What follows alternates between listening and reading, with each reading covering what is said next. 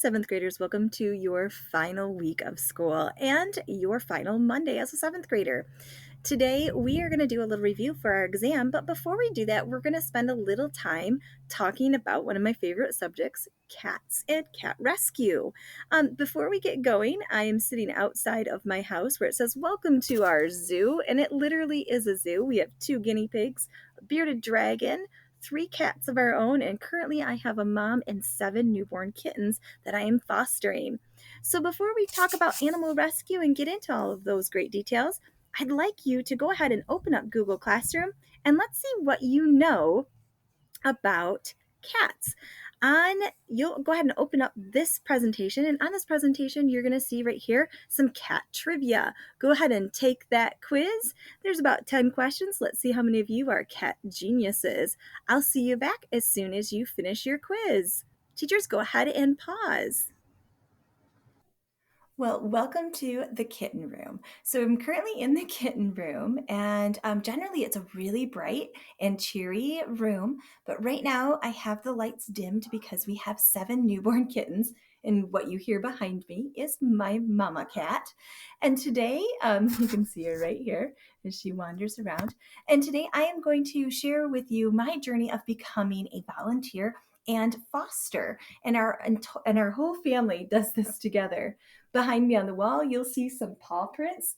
And all of these paw prints, my daughters have put on the wall, and they label them with all of the kittens' names that we have fostered and rescued and that have been adopted out.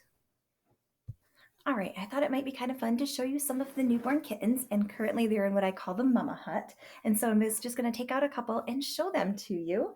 So here's one. Let me grab her. This is a little girl. And you see her, she's very sweet, very cute. If I can get her to look at the camera. And she's only 3 weeks old, so her eyes just opened last week. All right, I'll show you another one. Here's one of our little tabbies. The mama had 7 babies. Here's another little one. Isn't she cute? I'll show you one of the personal favorites. This little girl. Isn't she sweet? I'll show you one more. We have a cute little ginger right here, who we call Jack Jack. All right, now that you've had some time to see inside my kitten room and see some of our beautiful little kittens that we have, I would like to share with you a little article. So if you could please go to this first slide, see if I can get to it, and there's a link right here. It says McCaskey Animal Feature. Go ahead and click that and open up that article. So, a lot of people have asked me how I got involved with fostering, and they've asked me lots of questions about fostering. And so, I decided just to write up a little article about my journey, and I'm going to share it with you guys here today. So, go ahead and follow along, and I'll try and talk to you about some of these pictures that you're looking at. So, starting off, kitten rescue. The text came in around 5 p.m. It read, "I have a cat that has been in my backyard for about a week now, and she looks like she's ready to give birth any day now. I can't keep her because I have a cat and a dog already. I'll take her in for one night if needed, but I can't keep her. Can you help me? Thank you." After a quick response, I packed up a carrier, jumped into my car, programmed in the address, and headed to the location to pick up the cat. Arriving in front of the house, I noticed a woman holding a large gray tabby in the front window. Putting the car into park, I grab the animal carrier and head to rescue the pregnant mama. Luckily, Mama's friendly, and getting her into the carrier is easy. That's not always the case, and I actually have the scars on my hand to prove it. Now the work begins. I take my rescue to the volunteer clinic where we scan her for a chip, we weigh her, we look her over for fleas, and treat her for fleas and worms. No chip and no fleas, thankfully. Mama and I head for home, where she will stay until after her babies are old enough to be adopted.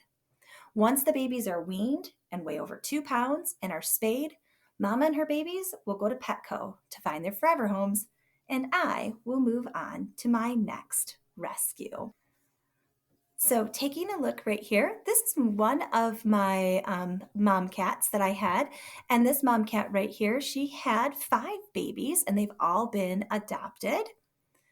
And these two, gosh, these two came to me quite a while ago. And of course, they have also been adopted. Down here, you're going to see a picture of my daughter Alyssa, and this is our cat Zane. And over here is an image of our kitten room. So, let me tell you about getting started. So, sitting on the couch and surfing through social media during the COVID lockdown, I came across a posting about this overwhelming amount of kittens being dropped off at shelters. And because we had two rescue cats at the time, I contacted the organization Heaven Can Wait to see what I could do to help. Our younger cat Zane had actually come from there. Plus, I follow him on Facebook. After I messaged Heaven Can Wait, things actually moved pretty quickly. My husband and daughters helped to convert our old playroom into the new foster kitten room. Within a couple of days, I picked up our first two foster kittens, and since then, we have fostered over 30 kittens and two pregnant mother cats. The kitten room's gone through several changes as well. We removed the carpet to help with cleaning, we added more toys for sensory development. We placed new play structures in for exercise. We added colorful rugs to help prevent sliding on the floors. And of course, we continue to add to the paw print paintings on the walls. So if you look at this right here, you'll see this is our kitten room.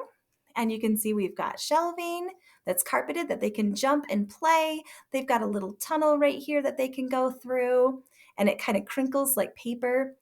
Down here, this colorful rug, because they'll slip and slide, especially when the kittens are learning to walk. So once the kittens are big enough, then they can go up for adoption. And if you look up here in this corner, you're going to see Mrs. Prentice, who adopted one of my very first foster kittens, and myself at Petco. Kitten adoption ready. Kittens need playtime with people, and it's our job, the people who foster, to make sure the kittens are actually adoptable. Therefore, we have to spend lots of time playing and petting and getting to know each kitten. When it comes time for adoption, we need to be able to write up a description of each kitten. This lets the public know about the kitten's personality, and it helps to fit each kitten with the best families. And this is me over here. There's really kind of no better thing to do after a long day than to just become basically a cat tree, and you have, 5 to 7 kittens just laying and cuddling with you. And I've actually had a couple of students that have adopted some of our kittens as well. So take a look. It's not all fun and games. While sitting and playing in a room full of kittens is extremely rewarding and entertaining, fostering them is also a tremendous amount of work. Fortunately, my family works together. Along with the daily vacuuming and sweeping, the litters gotta be scooped and cleaned. Food and water dishes must be cleaned and filled. All the kittens must be weighed daily to make sure that they are growing properly. Kittens can get sick very easily, and that can be fatal for such a small creature. Any kittens that show a sign of illness, they need to be seen by a vet, and they may require daily medication and possibly need to be quarantined. My family helps with everything from cleaning up accidents to giving flea baths to just snuggling those newborns. So take a look right here. We had a mama cat who got very sick. We knew something was wrong because her kittens were not gaining weight, took her into the vet, and then we had to learn how to bottle feed. And here they're actually being fed with like a little syringe because they were only 2 weeks old. And you actually have to feed them every 2 hours, just like a newborn baby.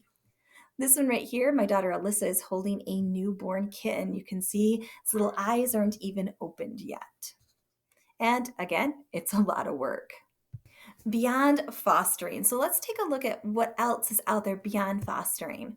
So the need for volunteers when it comes to animal rescue, it's never ending. This April, we participated in a can drive for Heaven Can Wait. My daughter and I, we spent several hours bringing back dozens of grocery carts full of bottles and cans. And the money that was collected from that event, it went towards vet bills and cat food and litter and medicine. It was wonderful to see so many people donate their cans and bottles to benefit those homeless animals. Did you know that those cages and those enclosures that are in the back of Petco are cleaned and maintained by volunteers? They're not done by the employees. Yep. My daughter Emma, who's in the high school, she goes twice a month to clean those enclosures and to interact with the animals that are in there. Plus, you check on them to make sure they're all doing well. Muskegon County Rescues. In the last year, I have learned a ton about animal care, about fostering, and volunteering in our community. Heaven Can Wait is just one of the many animal organizations we have in our area. If you're interested in learning more about the animal rescue organizations in our community, you should check out some of the links that I put on here below. If you love dogs, you can check out Pound Buddies or Noah's Project. There's plenty of volunteer opportunities, from walking and playing with dogs to returning cans to educating others about the importance of animal care and rescue. So you'll see some of these links down here. All right, guys. Well, that's just a little something about me and also about volunteering and being involved with the animal community here in Muskegon County. At this point in time, I'm going to ask you guys to go ahead and I'm going to go ahead and put this little one back in. To go ahead and do a little exam review as we finish out the school year. On slide 3, teachers, you're going to see 2 links. One is to a Blooket. If you've never done a Blooket before, you just simply log in, teachers, log in with Google. You'll have to make an account. I think you have to give yourself a name and then play the Battle Royale mode. It's super fun. And then for another additional practice, if there's time, go ahead and play this Kahoot. It's the one we had from the story Cat on the Go, but it's going to help us practice and review terms for our final exam. All right, guys, it's been great being your teacher. Thank you so much for allowing me this time to share with you my love for animals and animal rescue. Bye, guys. Have a great day.